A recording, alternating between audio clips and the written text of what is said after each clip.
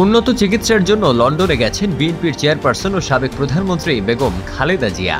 খালেদা জিয়ার উন্নত চিকিৎসা শেষে সুস্থভাবে দেশে ফেরার আশাবাদ ব্যক্ত করে দেশবাসীকে দোয়া করার আহ্বান জানিয়েছেন সাবেক মন্ত্রী ও বিএনপির নির্বাহী কমিটির ভাইস চেয়ারম্যান কাজী শাহ মোফাজ্জল হোসাইন কায়কোবাদ।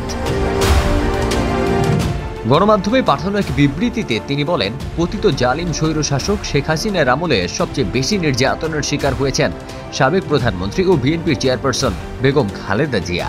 গণতন্ত্রের জন্য এবং দেশকে ভালোবাসার অপরাধে মিথ্যা ও বানোয়াট মামলায় তিনি দীর্ঘদিন জেলে ছিলেন। নিজের স্বামীর স্মৃতিচিহ্ন সেনানিবাসের বাড়ি হারিয়েছেন বড় ছেলে তারেক রহমান, এখনও দেশের বাইরে।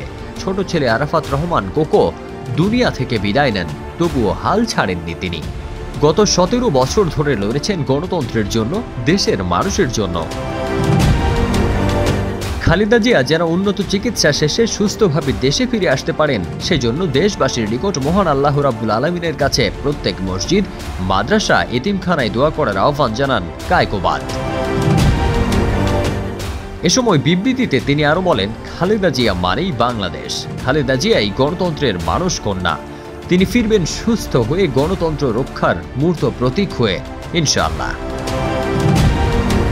পারভীন সানি, দেশ রূপান্তর।